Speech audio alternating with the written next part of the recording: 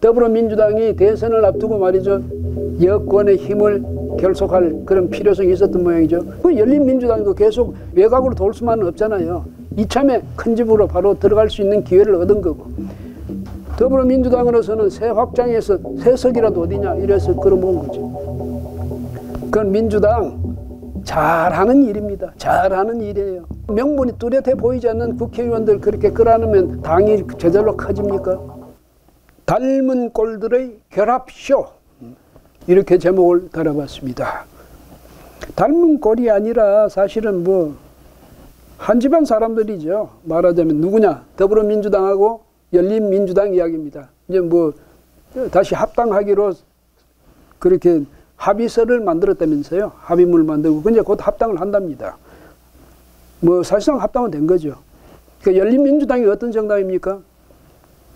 열린민주당은 비례정당인데 민주당에 사실상 보니까 민주당에 바로 들어가서 민주당이 바로 뭐 기용을 해가지고 공천을 주고 할 그러기 하기엔 여러 가지 사정상 어려운 그런 사람들. 또 거기에 신청을 했다가 뭐 그러니까 배제된 사람들 뭐 이런 사람들이 같이 모였던 게 아닌가 이런 생각이 드는데요. 정봉주 전 의원 또 손혜원 무소속 의원이죠. 이런 사람들이 모여서 이제 정당을 만들었습니다. 그게 열린민주당인데 비례정당을 만들어서. 근데 이 정당이요. 당선자를 냈습니다. 3명. 1번은 이제 여성을 줘야 되니까 1번 김진애 전 의원이 1번. 2번은 누굽니까? 최강욱 전 청와대 공직기강 비서관이죠.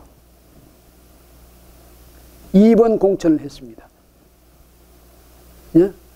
또 그 3번은 누굽니까? 예? 3번은 강민정 또 여성이지. 전교조 서울 북부지부 지회장인가 뭐 그런 지낸 분인데 3번 또 당선됐습니다. 그 1번, 2번, 3번이 당선됐습니다. 4번이 누구였냐? 김의겸 전 청와대 대변인이죠. 흑석동에서 부동산 투기 의혹을 받아가지고 결국은 사퇴하지 않을 수 없었던 바로 그 김의겸입니다. 예? 신문사에서 이 기자 생활을 아주 오래 했다는 사람인데 제가 볼 때는 기자 생활을 제대로 잘 한 것 같지가 않아요. 상당히 좀 뭐랄까 출세지향적인 그런 사람 아닌가 이런 생각이 들 정도입니다. 그 다음에 이제에도 박지는 못되지만 밟으려고 애썼던 사람 또 예? 그런 사람인 것 같은데 근데 김의겸 이 사람이야말로 현 정권의 그 핵심 멤버 중에 하나 아닙니까? 청와대에서 문재인 대통령 바로 지근거려서 모셨던 대변인 출신인데 본래는 군산에서 민주당 공천을 받아서 군산에서 출마하려고 했는데 민주당에서 안 되겠어. 왜? 그렇게 부동산 투기 의혹을 받았던 사람은 어떻게 공천을 주겠냐 이래서 자진 사퇴토록 유도한 것 같습니다. 그래서 자진 사퇴를 했는데 그럼 대개는 그 정도는 포기하죠. 얼마나 집요하면 다시 열린민주당에 와서 공천을 받아가지고 4번을 받았습니다. 4번. 근데 1, 2, 3번까지 되고 4번은 못했잖아요. 근데 참 재밌는 또 반전이 있습니다. 김진애 전 의원 이 4.7 재보궐선거 때 말이죠.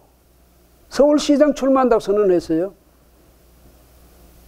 그 민주당에서는 박영선 전 의원이 그때는 중소벤처기업부 사장 참 장관 이분이 출마를 했지 않습니까? 열린민주당에서 당선되리라고 생각해서 출마 선언했겠습니까?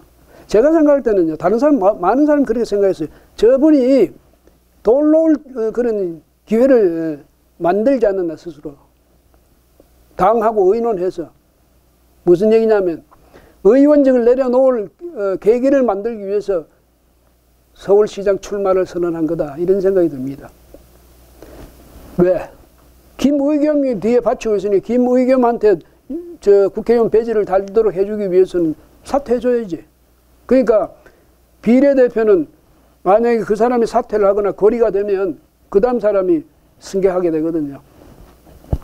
그 김진애 이 의원은 무슨 뚜렷한 그런 이유도 없이 그냥 엉뚱하게도 서울시장 출마하겠다 뭐 그거 한마디 하고 난 뒤에 그만뒀어요.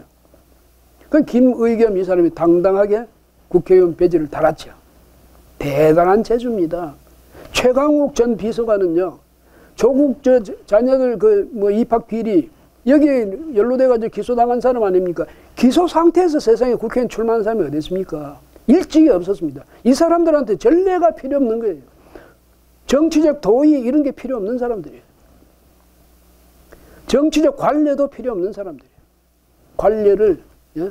사례를 내 스스로가 먼저 만들어 간다. 뭐 이런 생각이 모양이에요. 예?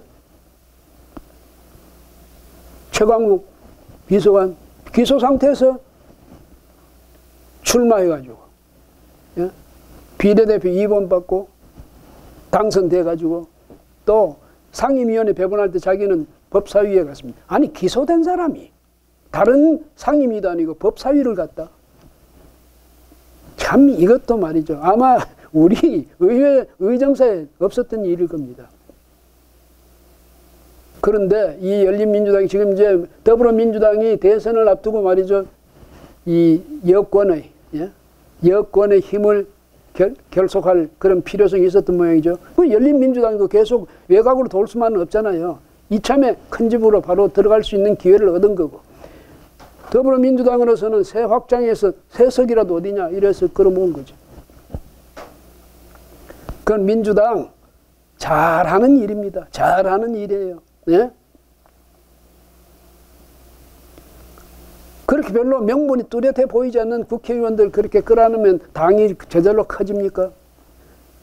국민의힘에서는 이런 건 왜 그냥 가만히 있는지 몰라요. 그러니까 국민의힘은 공격력도 별로고 반격력도 별로고, 그러니까 맨날 최근에 와서는 민주당 측에 밀리는 것 아닙니까? 민주당은, 예? 이 공격하는데 얼마나 집요하게 합니까? 예? 근데 처음에는 국민들도 말이죠. 뭐 저렇게까지 이러다가도 나중에 자꾸 그게 되풀이 되면 세뇌가 되는 거예요. 국민의힘이 왜 그런 역량을 발휘하지 못하는지, 왜 그런 기술을, 예? 구사하지 못하는지 참 옆에서 보면 한심스러울 정도입니다. 예. 그러면 이제 국민의힘 측에서도, 예? 과제가 있잖아요. 지금 안철수 국민의당, 예, 후보 지지율이 슬슬 올라가고 있어요. 그게 왜 올라가겠습니까? 윤 후보가 떨어지는 만큼 상대적으로 안 후보가 올라가게 돼 있는 거예요. 그런데 그게 아니라도 말이죠. 국민의힘과 국민의당이 결합하지 않으면 대선에서 승리를 기약하기가 상당히 어려운 게 현실입니다. 그렇잖아요. 국민의당을 무시하고 배제하고 국민의힘만으로 당선할 수 있다. 그렇게 계산하는 건 무모한 계산이죠. 무모한 계산. 지난번 서울시장 선거 때는 그럴 수 있었다 치더라도, 예? 그런데 그때도 계속 안철수 후보하고 사이에서 말이지 무슨 그런 후보 단일화라든지, 예? 이런 것을 처음에는 필요 없다고 주장하는 사람들도 있었습니다. 근데 후보 단일화가 됐으니까 오세훈 후보가 지금 서울시장이 거뜬히 당선될 수 있어요. 그때 안 후보를 정말 끝까지 무시해버렸다면 어떻게 됐겠습니까? 아마 제 생각에 결과는 장담할 수 없다. 장담할 수 없을 정도가 아니라 졌을 가능성이 훨씬 높다 이렇게 봅니다. 지금 대선은 더해요. 대선은 안철수를 배제한 국민의힘 승리는 기대할 수 없다 이거예요. 여권에서 지금 그 열린민주당하고라도 지금 합당하고 하지 않습니까? 명분, 대의 명분에서 보면 국민의힘과 국민의당 결합은 훨씬 더 명분이 있죠.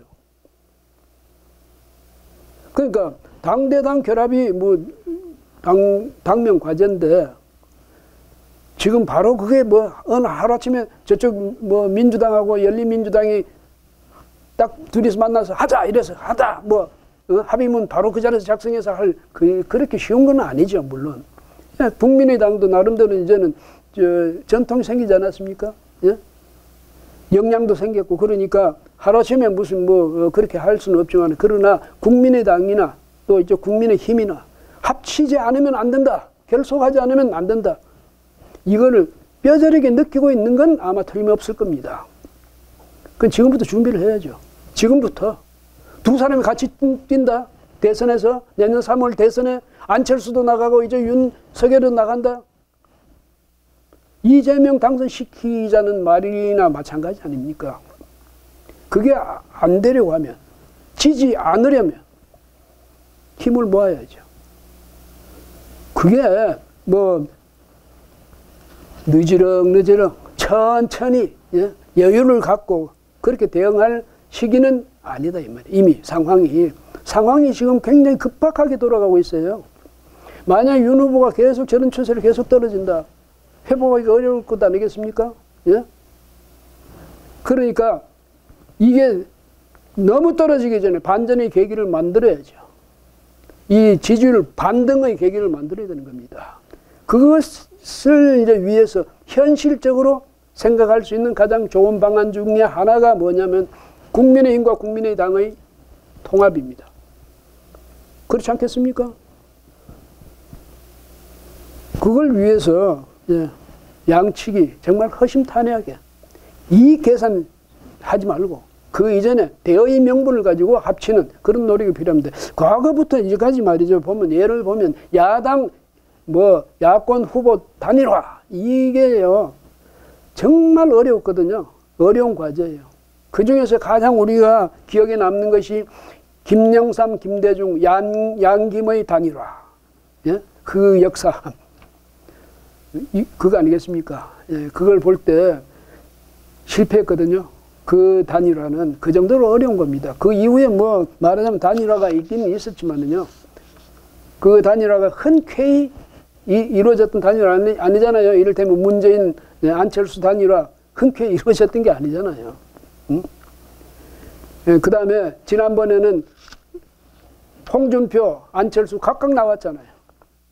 두 사람 같이 했더라면 이긴 선거였어요. 그렇잖아요. 24%대 21% 했으면 그게 얼마입니까? 45% 이쪽에 문재인 대통령 41%밖에 못 받았는데 뻔히 결론이 보이는데도 못하는 게 안 되는 게 그게 단일화거든요. 그 점에서 이번에는 그런 정말 결심해가지고 대의 명분에 내 개인의 이익이 아니라 대의 명분에 모든 것을 내 모든 것을 내놓을 수 있다. 이런 자세로 양측이 하루빨리 결속하는 그런 계기를 만들었으면 좋겠다. 옆에서 관전하는 제가 볼 때도 그게 좋지 않겠느냐 이런 생각이 듭니다. 그렇게 될 걸로 생각을 합니다. 아마 그렇게 되지 않을까 이런 전망을 하는데 그것도 역시 두고 봐야죠. 떨어지기 싫고 실패하기 싫으면 자기들이 답답하면 그렇게 하지 않을까 이런 생각이 듭니다.